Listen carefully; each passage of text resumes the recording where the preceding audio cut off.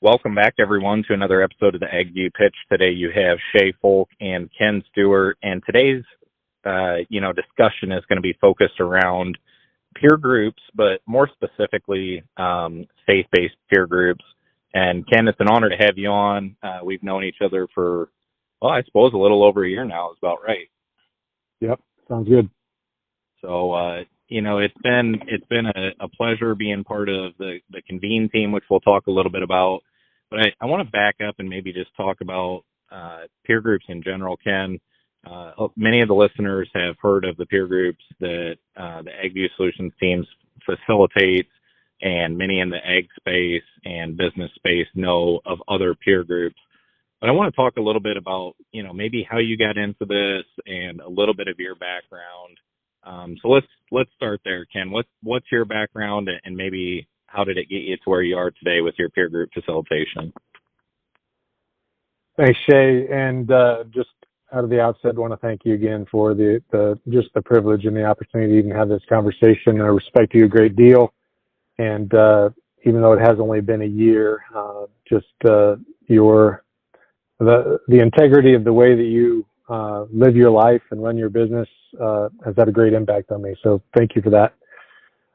Backing up to what got me here, boy, it's been a bit of, I'll call it a lifetime of experiences that I believe, you mentioned faith-based, I believe God has used to shape me into this next season of life. I spent a couple decades in corporate America.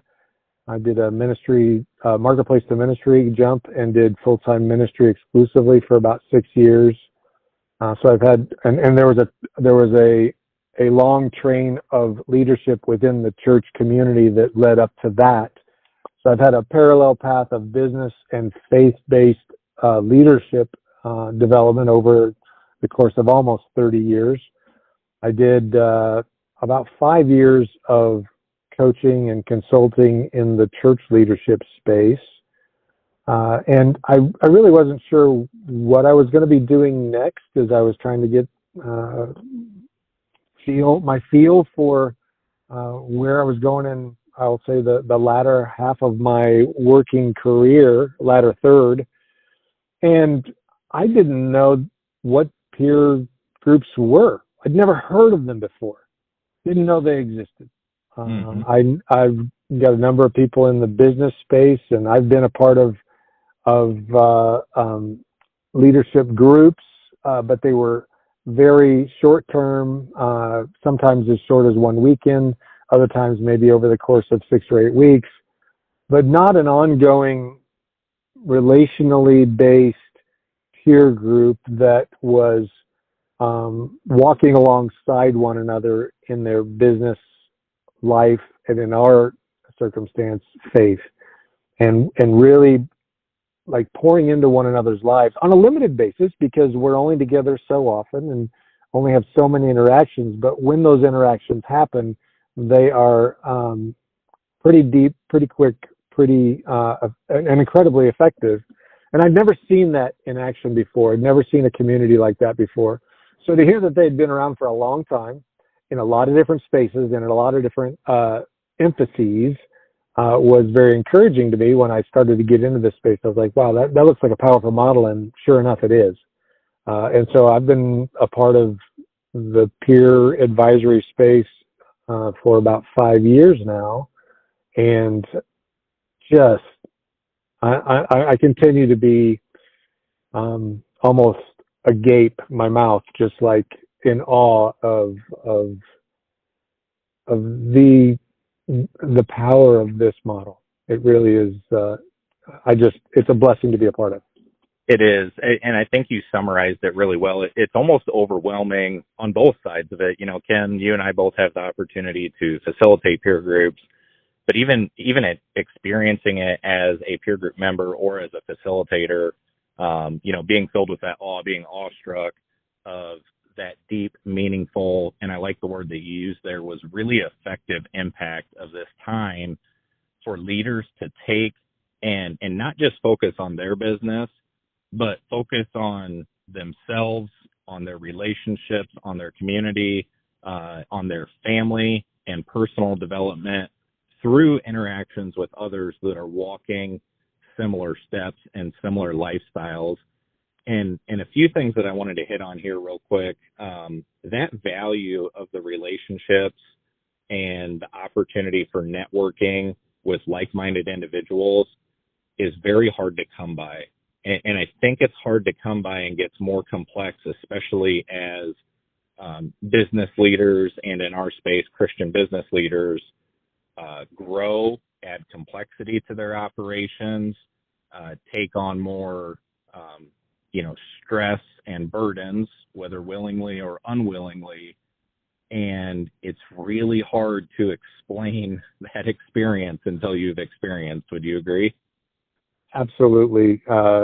We were talking just a little bit before we hit the record button, and that's one of the big challenges in talking with people about this, if they've never heard of it before, for one, but definitely if they've never experienced it. And just and even as you and I are talking, it sounds like we might even be overblowing it, or it sounds too good to be true, or we're just hyped up on our own experiences. But I've just seen it time and time again. Someone will reflect back on a conversation and the depth of their takeaway. I didn't see it. I didn't write the same thing down that they did, but something that they got out of a conversation with another person, or in hearing someone telling their story that they were able to apply to theirs. You called it, I'm not a big fan of the networking for networking's sake relationship, but to see the power of the ecosystem when the networks start to get connected, that's the exponential effect that I start to see here. Because at least in and different peer groups have different focuses, and I get that and I respect that. In our particular situation, the goal isn't necessarily to build a network so that I can make more sales through you. That's not at all what's going on here, right? It isn't so much a what's in it for me, but in the interaction and in the relationship and in the awareness of what someone else is doing, how they're doing it, and how I can apply their thought processes to what I'm doing over here. And they and I'm going to use this as a specific example, but you use that consultant for that particular issue. I kind of have that issue too. Would you recommend that consultant? Just those kind of things that can happen in this, I'll call it a trust space, because we've walked alongside one another long enough that I trust the way that you approach business. I trust the way you approach life. I trust the way that you would filter the value of, in that particular instance, that particular consultant. Boy, a friend of yours is a friend of mine, kind of thing. And I'm not in it just for that. That's not my primary driver, but it does become that exponential value that comes out of through those interactions. Ken, I want to emphasize a word that you said there, and it was connection.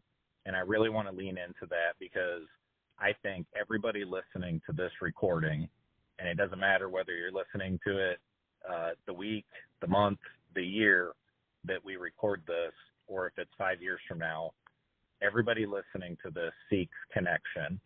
And I think we're really lacking this in our world and our society today, but especially in the roles that we have chosen and the paths that many of us walk, that are business leaders or key members of businesses. We miss that connection. And to take the time, in this case, a day out of the month for in-person interaction, the one-on-one calls that you facilitate as part of what you do, and the emails in between, and daily uplifting messages and things like that. I can't stress enough the importance of that. And it's spoken to me personally of I didn't know that I was missing that piece in my life. I maybe had an inkling of it, but I couldn't identify what it was until we knew that was until we had participated, and then it clicked in my head of, man, it's that connection. It's seeking out like-minded people that can identify the challenges and the struggles that I have that can push me in ways that maybe others in other circles of our life can't. And I want to go back to the peer group real quick too, because this is always something that I think you were spot on with what you said earlier, is people have different connotations when they hear the word peer group. Some people think, well, we get together, we have a business peer group, and we get together once or twice a year and talk about things in the industry. That's a great form of peer group, but that's not what we're talking about here today. Some people think, I have a peer group that I do as a Bible study, or as a men's group, or as a whatever it may be in your community, and we get together and have dinner and talk about things. That's also not what this is. This is very focused on business and faith interaction, and I really think it's a cool model. So I know that was kind of a lot there. I don't know if you have any thoughts on that, Ken. Oh, I just as you're going through, I'm sorry, I want to come back to that. So I'll just hit a couple of them anyway. One of them is this idea of connection, and the other is that we don't know what we're missing. So I say that publicly or out loud so that you can help me come back to it. But go back to the connection. Again, I come at it from a bit of a faith worldview. So that's the lens that I'm coming at this with. And I believe that we as human beings have been created to be in community. Mm-hmm. There are times when we have to be able to stand strong and stand on our own, because and in our walk with God in particular, we're never alone. And so I get that piece of it. But another key biblical teaching is in the power and the strength of the body. And different ones of us have been made to be different parts of the body, and the body works together. If you're an eye, you can't say to the hand, I don't need you. Mm-hmm. And in this there's a select few people that are at the helm of their organization. And many of them have gotten there because they've known how to stand alone. And they've had to be in lonely places. And sometimes they've had to be the only one that stayed after hours to get the job done. Sometimes when other people have walked away, they've had to be the only one to keep the business rolling forward. They know what it means to stand alone. They've survived. They've gotten to the place where they are today alone, but they don't have to be alone if there's a peer group out there that's available to walk alongside them, that understands those very struggles and that can identify with those situations. And that's the piece that bridges the community with, I don't even know what I'm missing. Mm-hmm. And which makes it a difficult pitch, if you will, a difficult conversation with someone who's never experienced it, because they aren't able to really even see. None of us know what we don't know. And this is an arena they don't know because they have been able to get to where they are without it.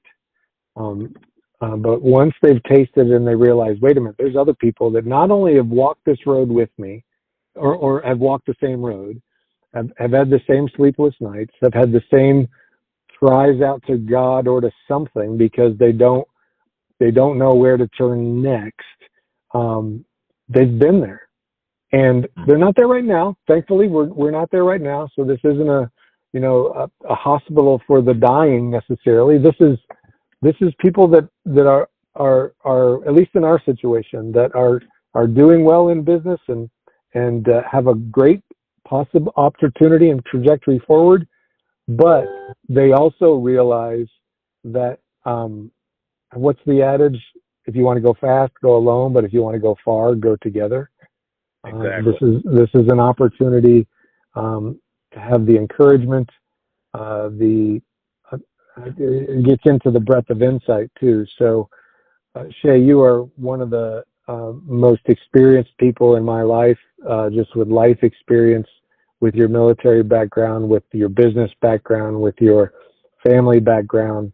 But even with all of that, you only have Shay's experience. Mm-hmm. And now that you're married, and that combines that with Hannah's experience, and now you have that mixed experience.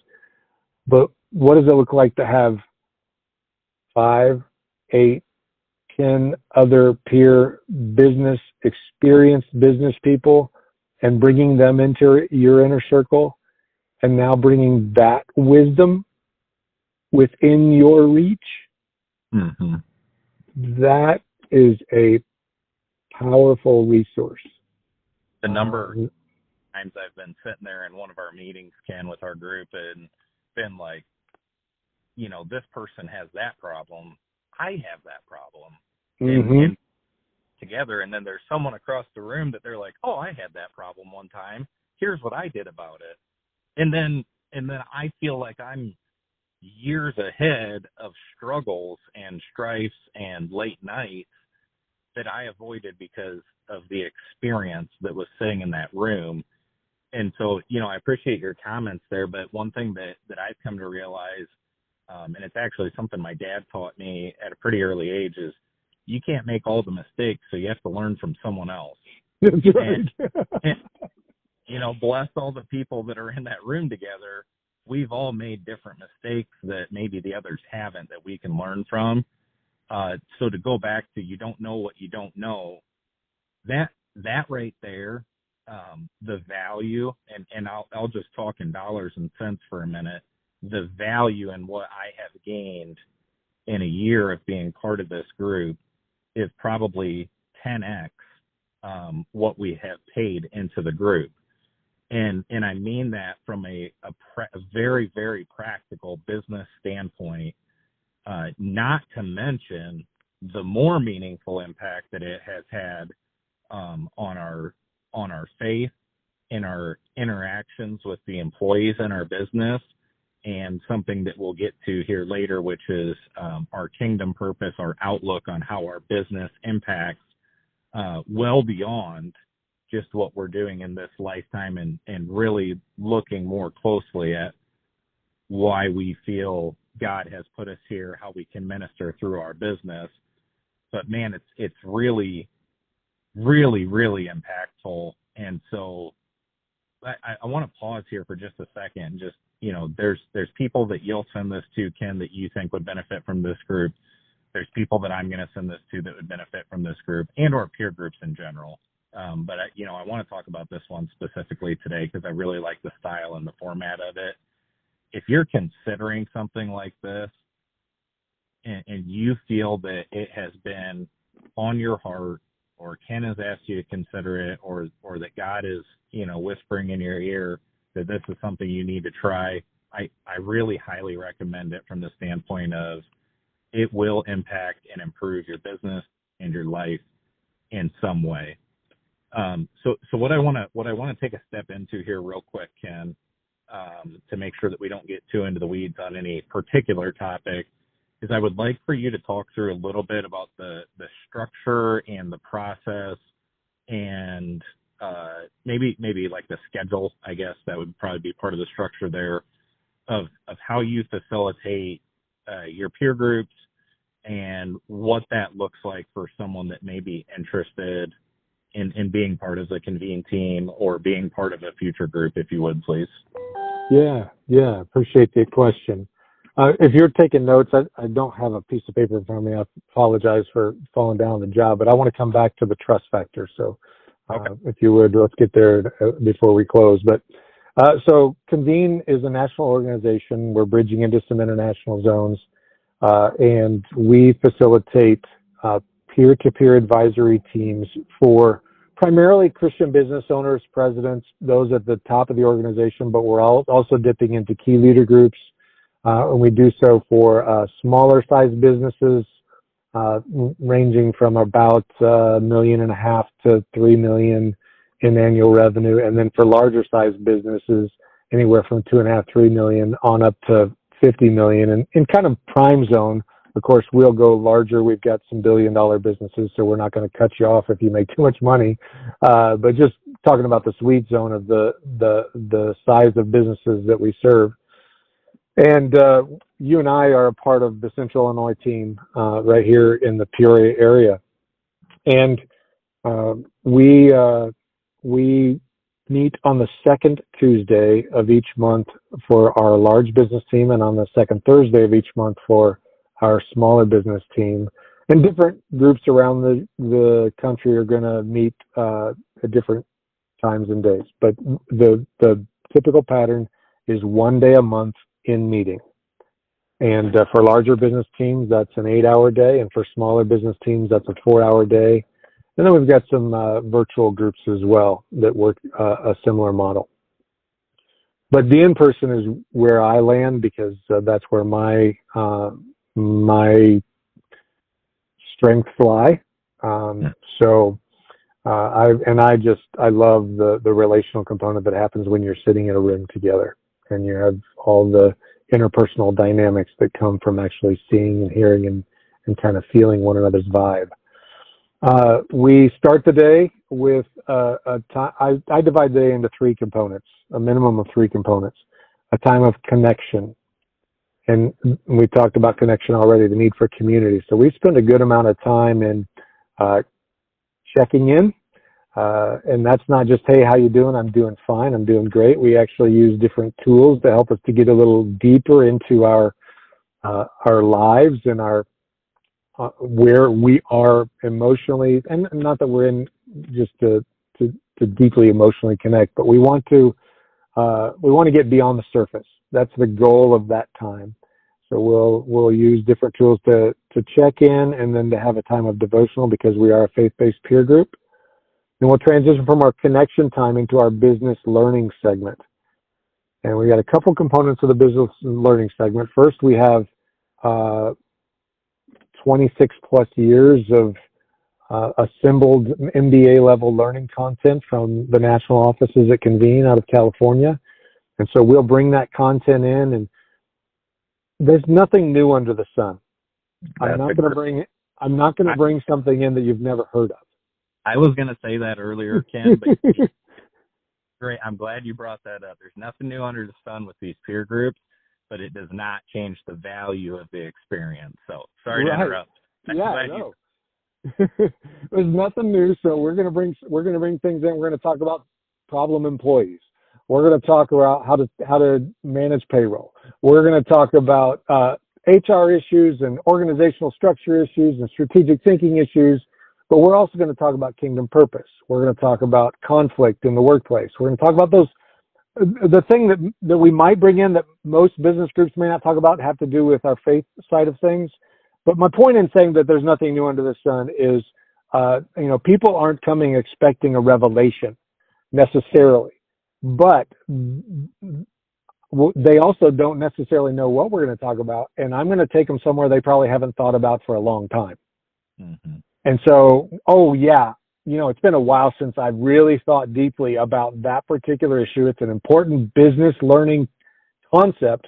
And not only am I going to get this MBA level content that we're going to be discussing together, I get to hear what every person in the room, how they interpret it, how they apply it in their businesses, and I'm going to learn from their application. So it really, I've used the word exponential a couple times now, but it expands the content level and deepens it and widens it and all that stuff because of the conversation that happens in the midst of that. So we have our business learning content.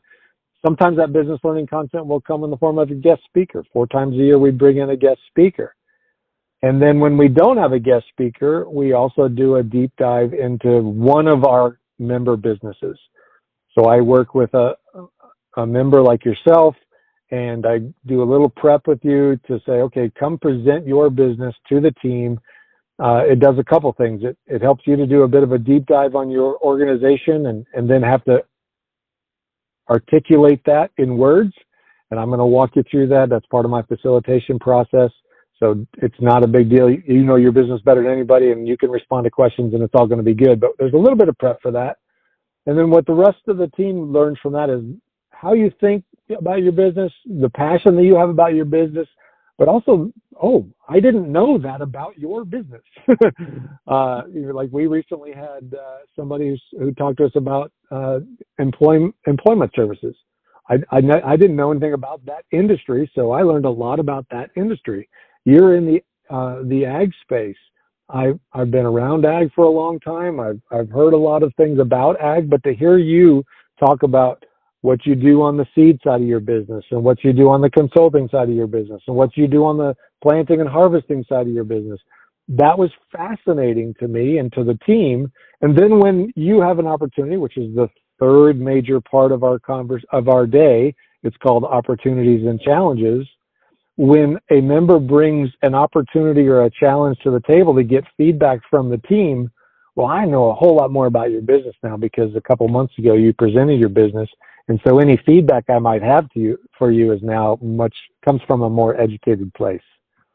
So those are the three main components: our time of connection and devotion, a time of business learning content, and a time for opportunities and challenges. And that opportunities and challenges is probably the biggest value there's a lot of value throughout the day, but to the point of really tapping into the wisdom in the room, I've got this situation that I'm facing. It could be positive, it could be negative, it could be future planning.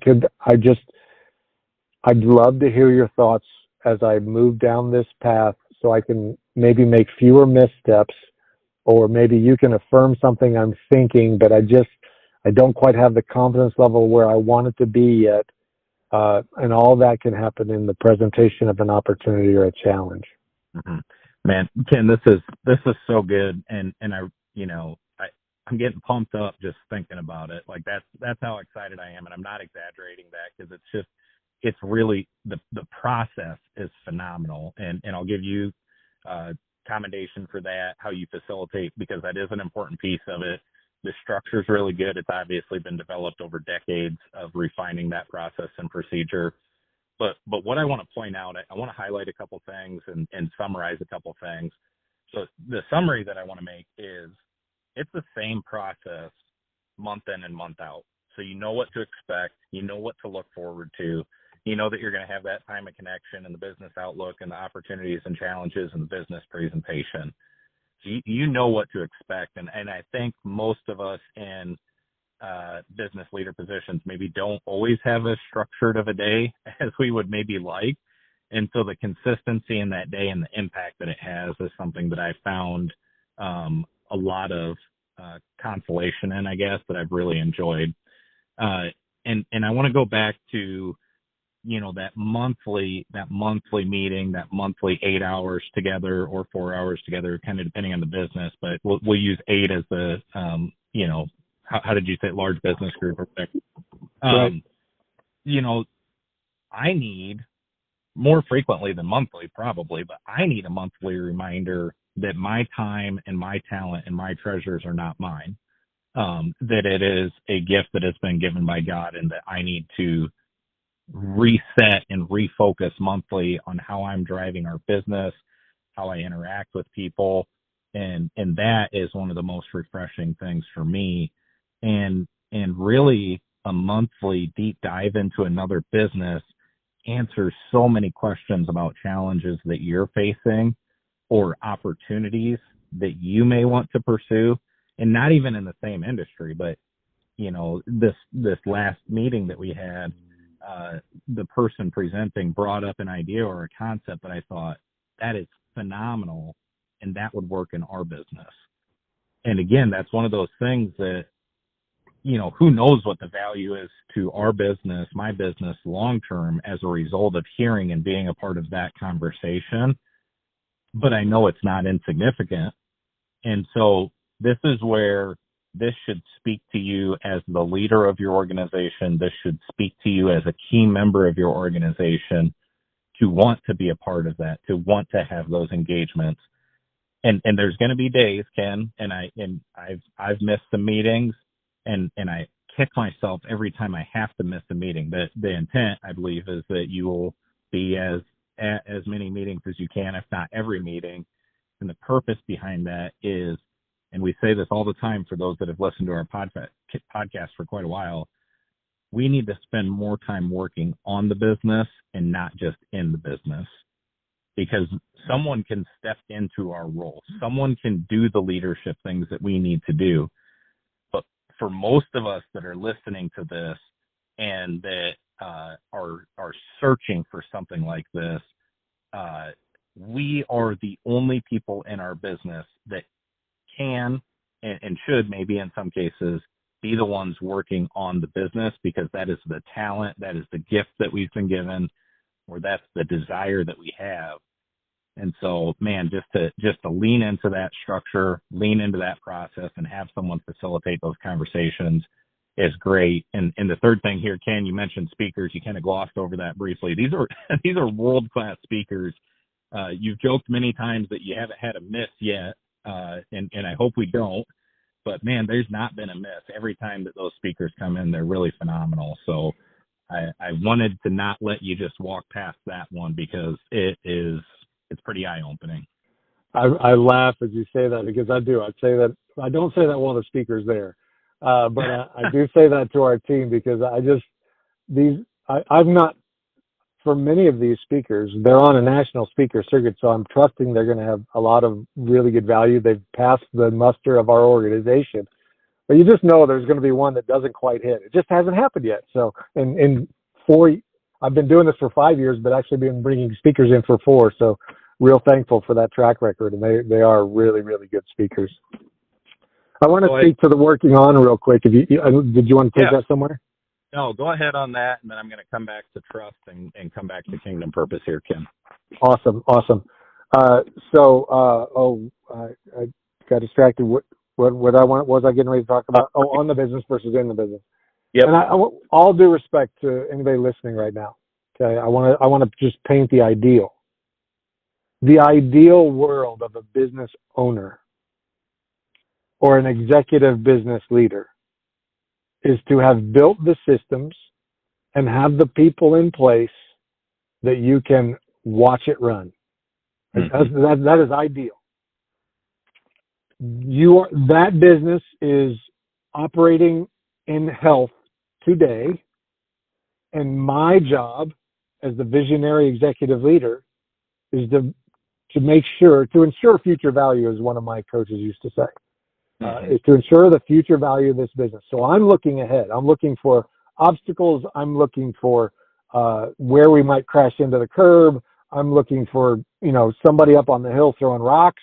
I'm looking for an opportunity for growth. I'm out ahead while the business is running today. And Ken, yes, I'll interrupt your role here for a second, because there's a really important question that I think you're going to like that I often use.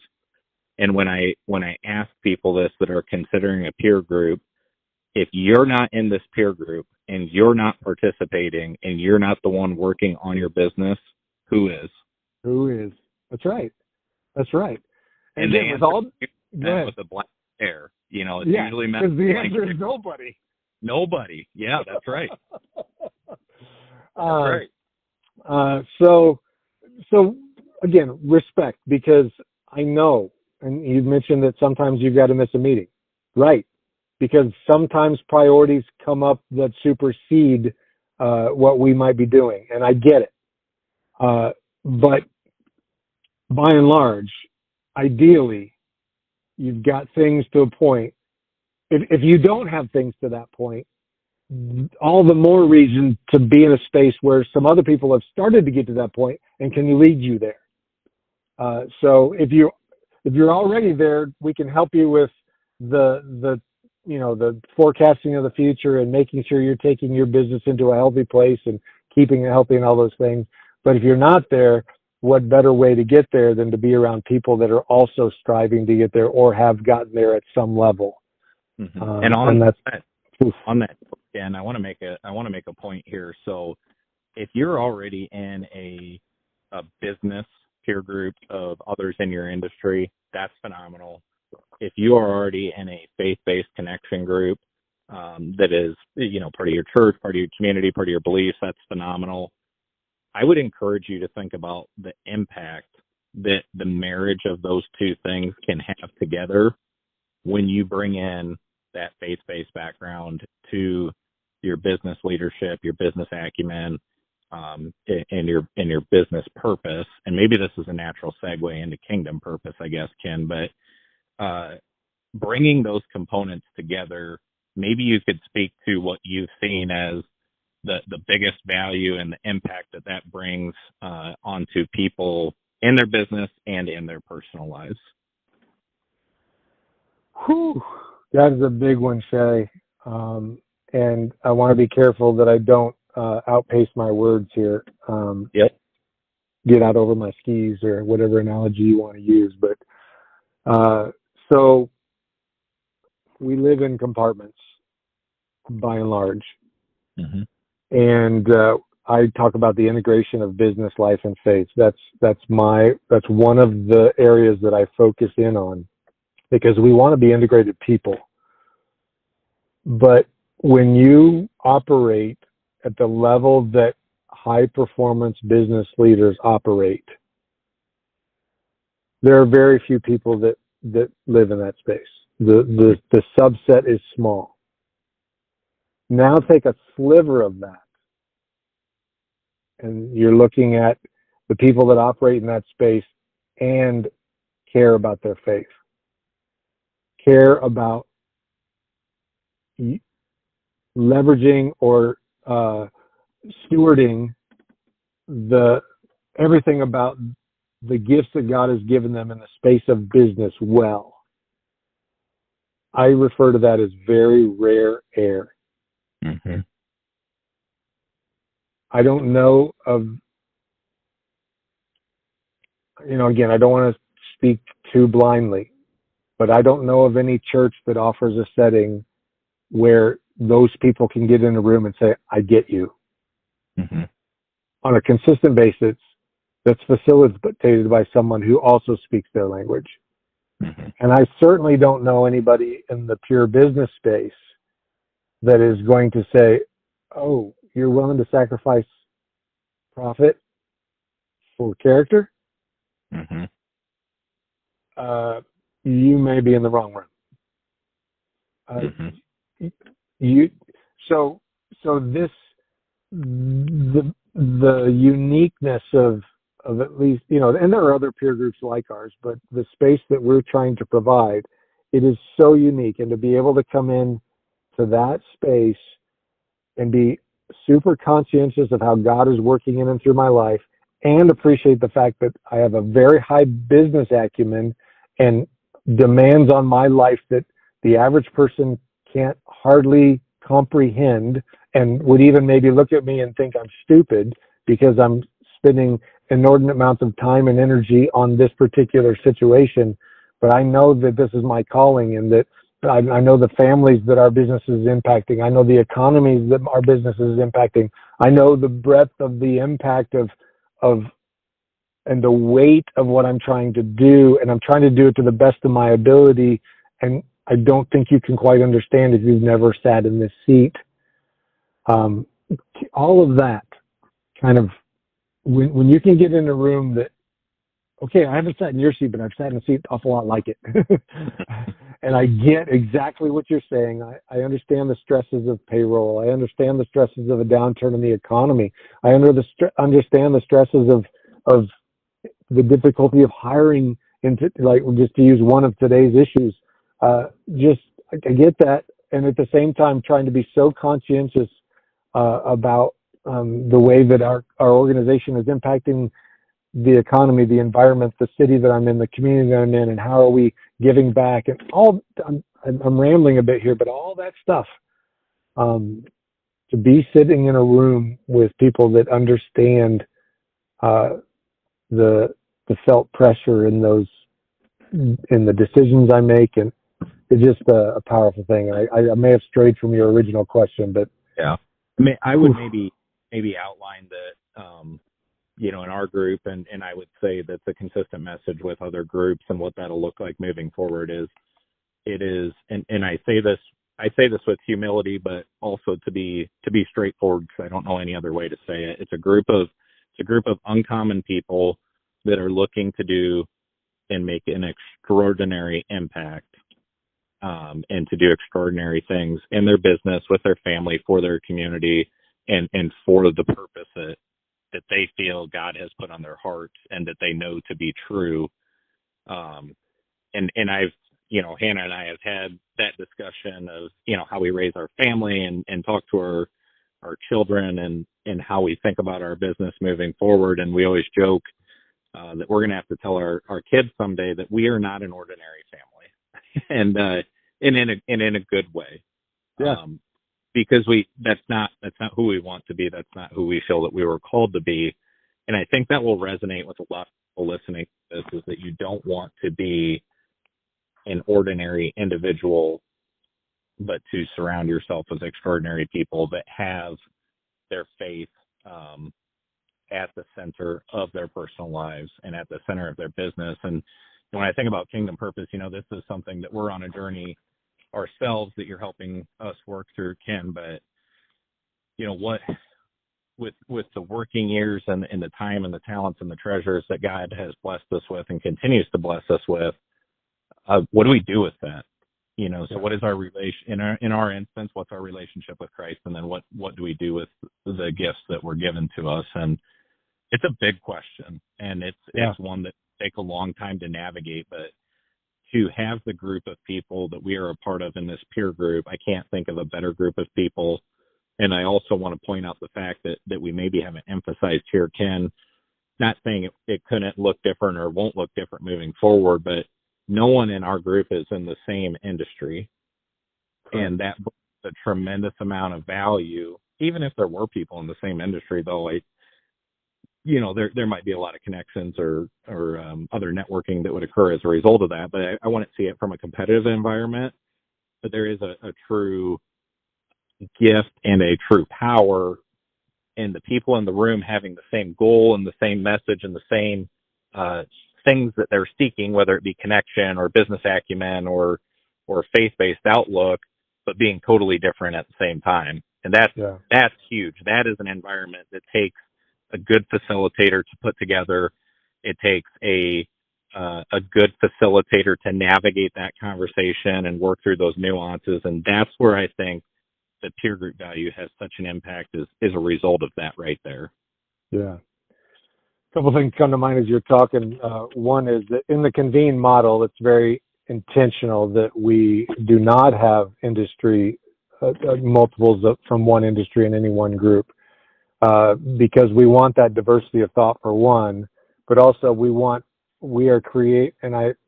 words have a lot of meaning in today's day and age, so I want to use this in the right sense, but our goal is to create an ultra safe place, a safe space, which means not only can I bring whatever I need to the table, but I can also bring strategic ideas and ways that I want to enter into the market. And if we have multiples from the same industry in that same conversation, that becomes a guarded conversation.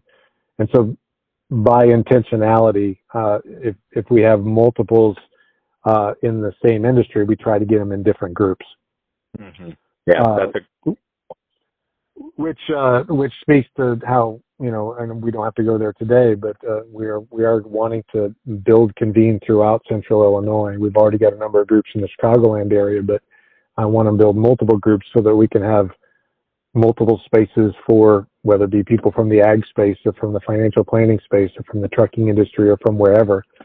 We want to make sure that there's opportunity for everybody by having multiple locations and or seats at the table for various industry groups. I do want to go there today, Ken, so I'm going to take advantage of this as a segue because that's actually where I wanted to go next. Okay.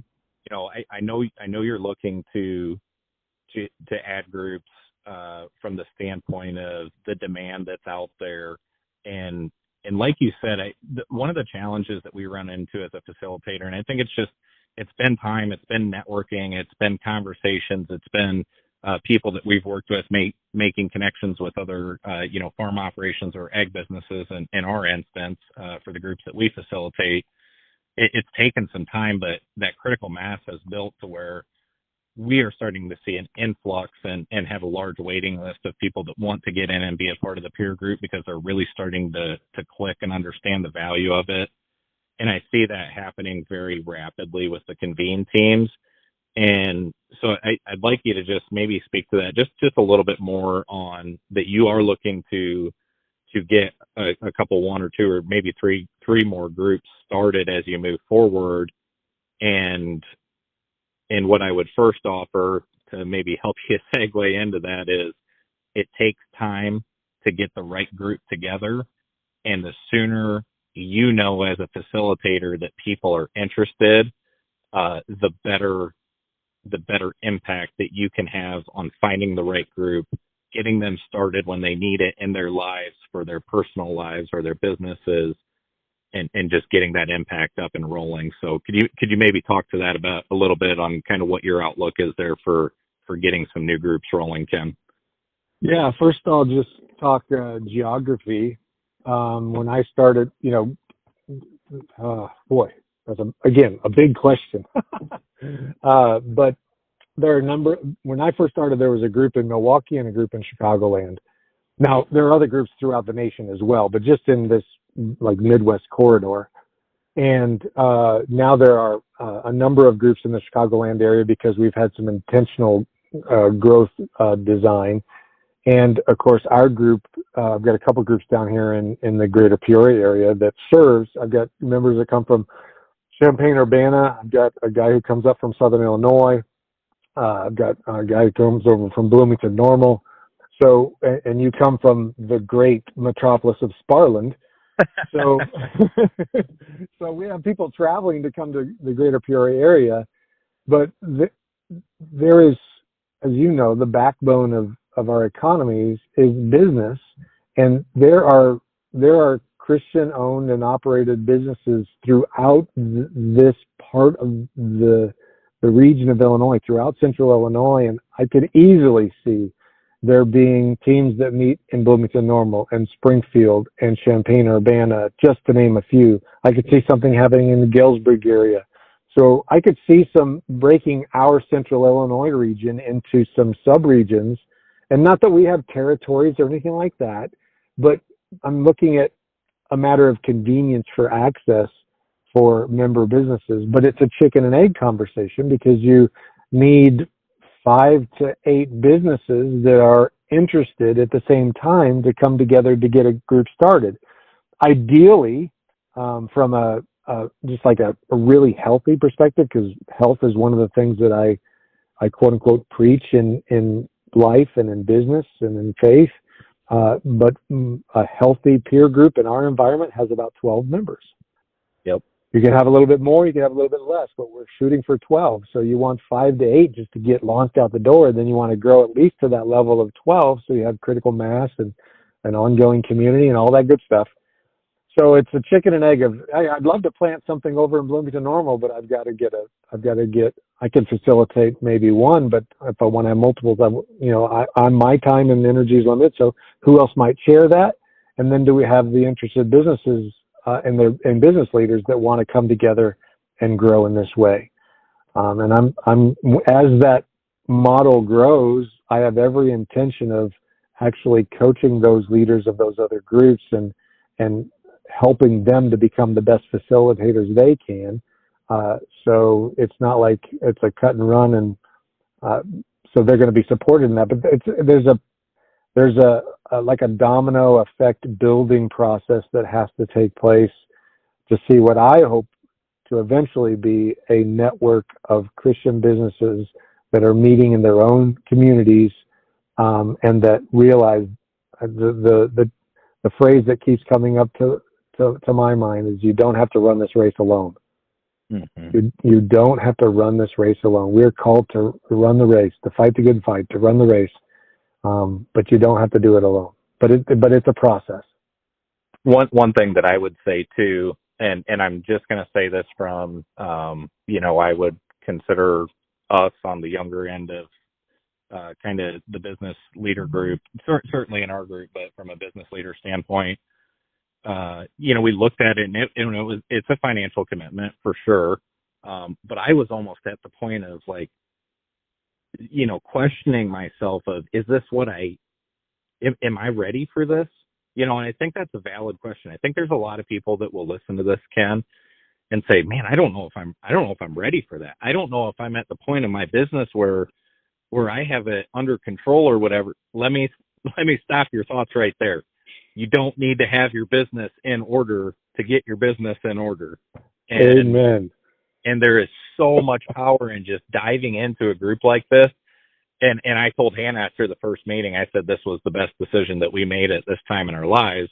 It's exactly what we needed. I just didn't know that we needed it to this extent. I knew we needed it. I knew we needed it for a reason, but man, just that impact. So if there's someone listening to this and thinking, well, I don't know if I'm ready for that, or I don't know, I promise you, reach out to Ken, reach out to me. And I would offer that, Ken, you and I had talked about this briefly offline, but for anybody listening to this, if you're considering being a part of a Convene group or peer groups in general, or want to have a conversation, my number and email will be posted in the podcast notes here, and Ken will have that available too. I'll give you an unbiased perspective, unbiased from the standpoint of I felt comfortable having this conversation because I see the value in it. Yeah. Ken's not paying me. Ken's not paying me to do the podcast.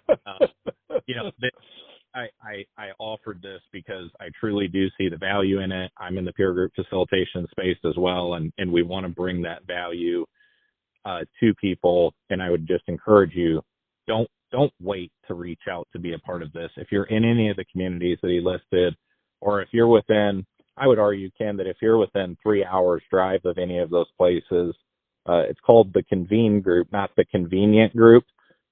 Maybe there's a little play on words there, but we do have people that drive a significant distance to be there, and they're there, and they're part of the group, and they're committed. And while locality is maybe a good factor, it's not the most important factor. Oh man, Shay, first of all, I just really appreciate you saying that. And I would open, you can post my phone number and email as well. I'm not here to convert you into a Convene group. I want, if you'll pardon my play on words, I want to preach the gospel of peer groups. Yep. In the sense of the value that they can have on your life, your business, and in our case, your faith walk, and the integration of that.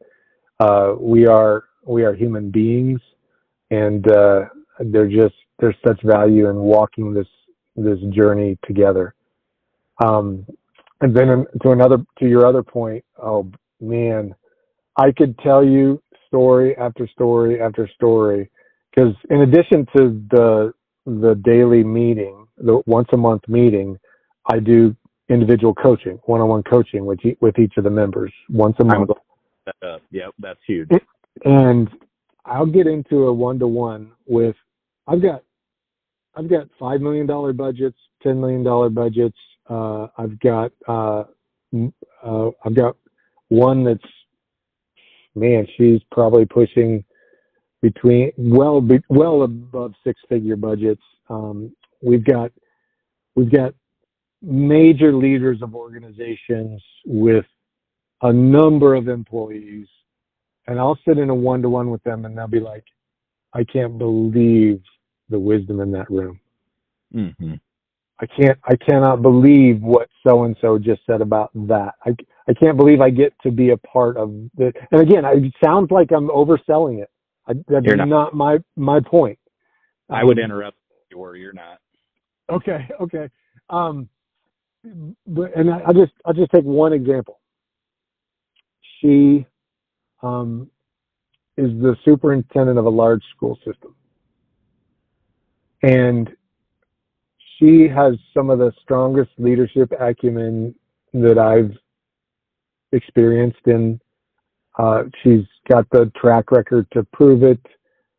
She's got the ambition and the wisdom and the strength to make hard calls and really be a compassionate, conscientious, she's a leader.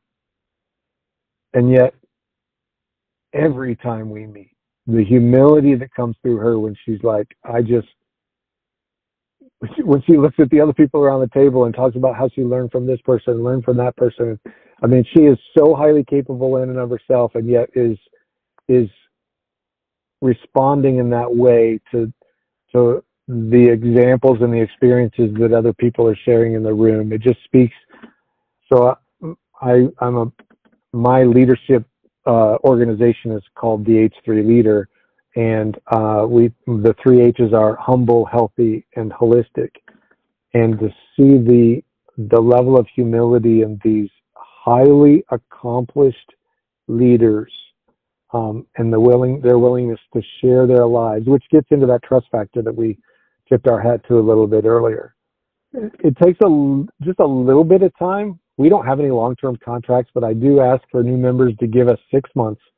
And in that 6 months, you'll get a feel for how things work, and you'll start to build the relationships, and you'll start to see the level of trust that is growing in this group.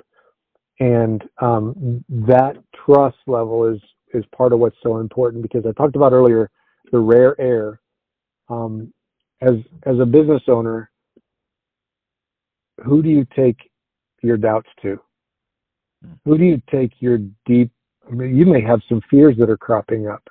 You may have some real, like, you don't know the answer, but you have to be careful in the things that you share with your employee base or even your leader base. I mean, I'm not saying you veil that stuff completely, but you can't be raw, because you want to give a positive outlook. You want them to be hopeful. You want them to be encouraged. And some of those burdens are your burdens to bear, not theirs. So where do you talk about them? Well, this is where you talk about them. And the only way that you're going to bring that into this room is if you explicitly trust every single person in that room. You know that they can hear your voice because they've been there. And you trust that they're not going to take it anywhere. They're going to take it to their grave, because we are under covenant relationship. And the other thing that I would say is you got to be in the room to experience it. Yeah. And that's where I want to close, and then I'll give you a chance to leave your parting thoughts here, Ken. But to wrap up here from my end, if you're thinking about this, if Ken has asked you to consider, if you feel God has put this on your heart, lean into it and get into one of these groups. And I really want to encourage that. There's a reason I wanted to take the time to do this. And as I mentioned earlier, if anybody wants to reach out to me, please do. Ken, what would the process be if there is someone listening that maybe you haven't shared this podcast with, or what does that look like for someone that is interested in being a part of one of your next groups? Yeah, well, it starts with a conversation, and in a classic sense, you might call it a discovery conversation. But just, man, where are you? What are you looking for? And let's talk first. You get to know me just a little bit. I get to know you just a little bit, and we'll explore together about whether or not this is a good fit for you. This is something that is going to be good for you. Chances are it will be, but let's openly discuss it.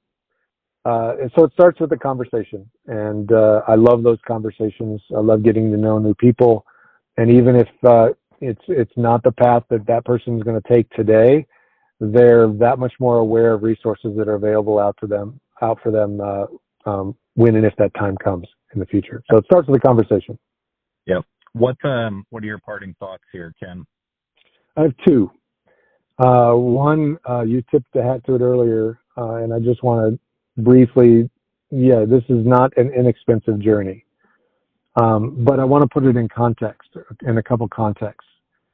First of all, in this space of peer groups, we are very conscious of where we fit in the spectrum across peer groups, and we are on the lower end of the investment strategy when it comes to the actual cost associated with being a part of a peer group. We want to be conscientious of that. So we're not trying to be extravagant. We're not trying to be on the leading edge of that. We're try to be very responsible. But the reason that there are finances involved the way they are is because the chair, me, and the organization Convene are dedicated to this. This is our business. So just like any other business would charge for their services or their product, this is our service and our product, and so there are expenses involved. But we do try to keep it reasonable. But I just want to mention that's the one piece of that. But the other is that you talk, it's difficult to talk ROI, but I was going to go one direction, and then I shifted in my head there. But it just strikes me at the level of, I'll call it lip service to leadership development that organizations give to leadership development. And they want to offer classes, or they want to offer maybe a conference or something along the way, hit it once or twice a year, maybe pay for somebody to go through a class. It's a one and done kind of thing. And then if the budget starts to get tight, what's the first thing to go? Leadership. Leadership development. Exactly. I just listened to another military podcast this morning. It said the exact same thing. We talk a good talk, and then when it comes to budget or it comes to time, the first thing that gets cut is leadership training, and it needs to be the other way around. That's exactly right. And I would take it just a step further, if I could, at the risk of stepping on toes. Yep. Is there a line item budget for executive leadership development? I mean, a hard, protected, significant line item budget, because like you talked about earlier, if you're not taking the ship somewhere, who is? Yep. And no one's caring. And let's face it, we are taking our ships, our businesses, into probably the most unpredictable future of any recent memory. We do not know what tomorrow is going to bring in our world, in our economy, in our nation. We don't know what's next. And that is, to me, that's a scary place to be alone. And so again, it may sound like inflamed language. I don't mean it to be, but there are options out there where you don't have to run this race alone. And I would encourage you. It doesn't have to be Convene. It doesn't have to be AgU Solutions. Find something that is going to give you the support and encouragement and challenge and direction that you need to take your ship into the future with as much health and vitality as possible. And then the other kind of walk away would be, and I'm into Marvel and all those movies, and it's the Spider-Man's dad's quote. Peter Parker's dad said, "With great power comes great responsibility." And Jesus said something similar. He said, to those of you who have been given much, much is to be expected. And as executive business leaders, as owners of businesses, you've been given much. You've been given the mindset, the mentality, the grit, the mental toughness. You've been given resources. Now, you could say, hey, I went out and I scrapped for every bit of that. Okay. But then who gave you the physical resources, the mental resources, everything is God's in my worldview, and you have been blessed with it. Now, what are you going to do with it? And that's where we get into this kingdom purpose as well.